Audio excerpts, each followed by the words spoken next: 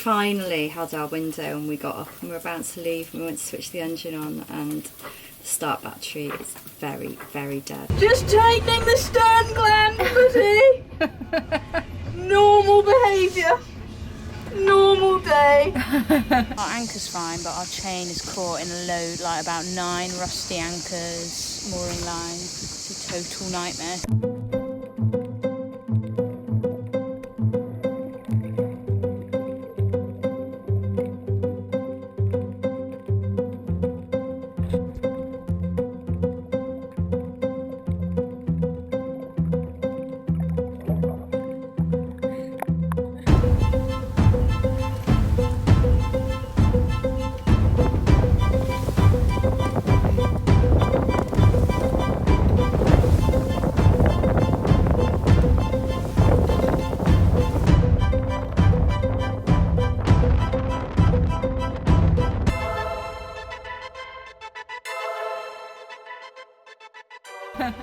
How's it going?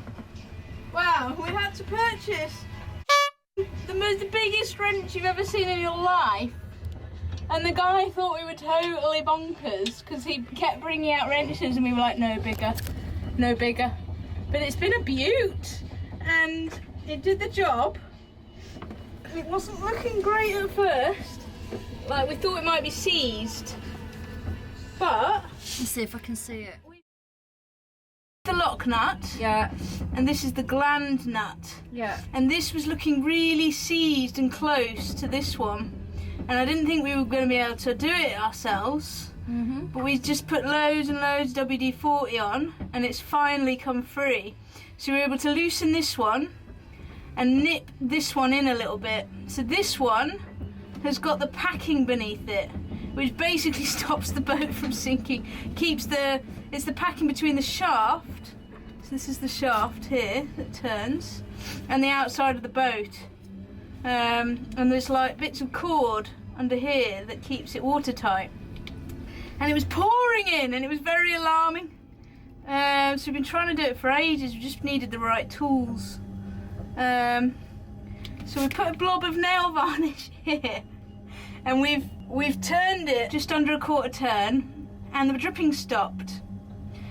But now we need to time the drips because actually we want about 1 drip every 30 seconds.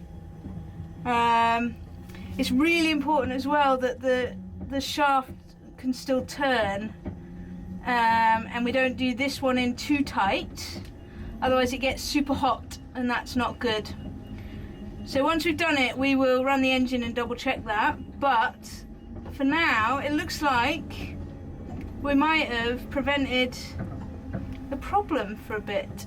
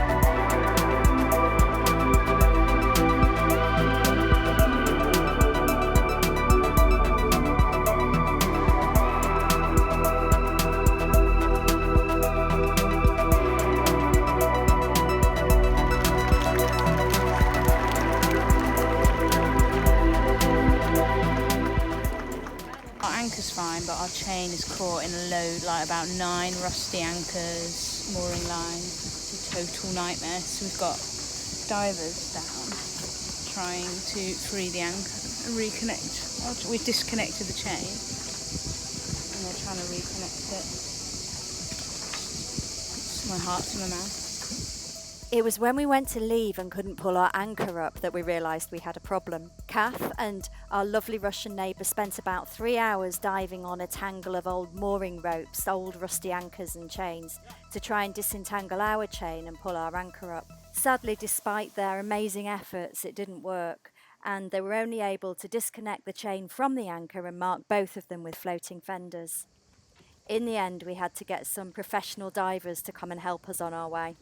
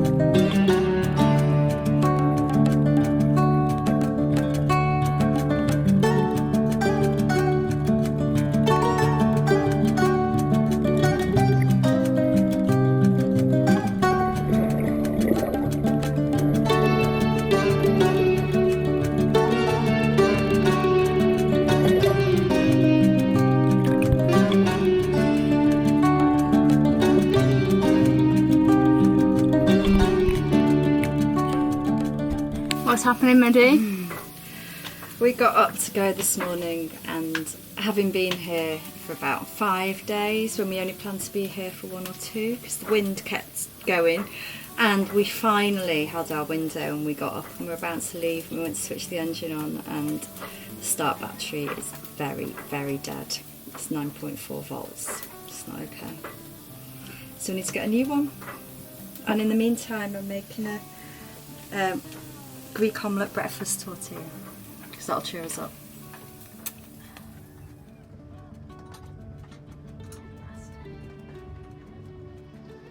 I'm getting very hot.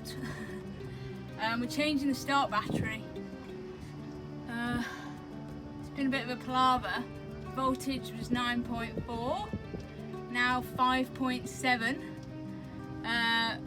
Battery's dead, so we went ashore in the tender, bought a new one, tendered it back to the boat, which was a bit sketchy, and now we're just switching it in. So the hard bit's done. We lowered it in using the winch, which was cool, got it into position. I'm just connecting up the clamps now to the positive and the negative, strapped it down like, I don't think it'll ever leave. I think it has to stay here forever. I've strapped it down so hard. But yeah, fingers crossed.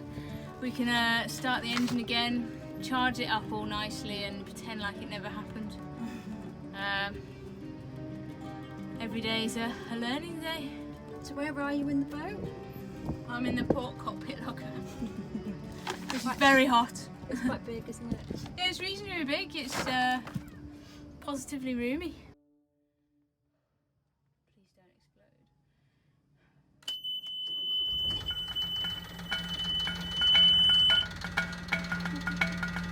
Oh my god!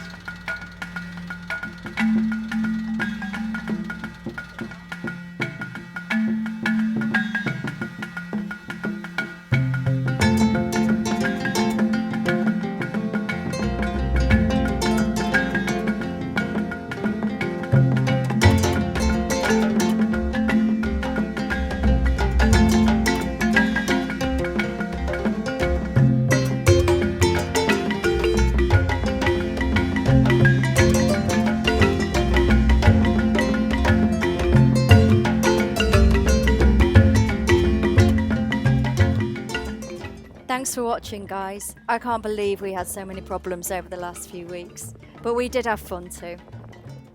Join us next time as we head out across the Aegean in August. What could possibly go wrong? Having a few drinks for Muddy's birthday. It's about 4:30 and we've probably had like 3 too many, but Powder. I've got bags under my eyes.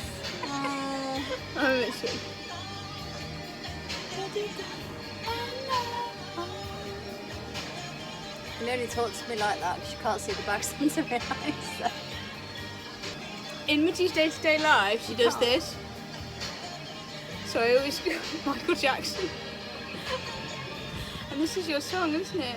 You can't ever use any of this, you know that. Just saying.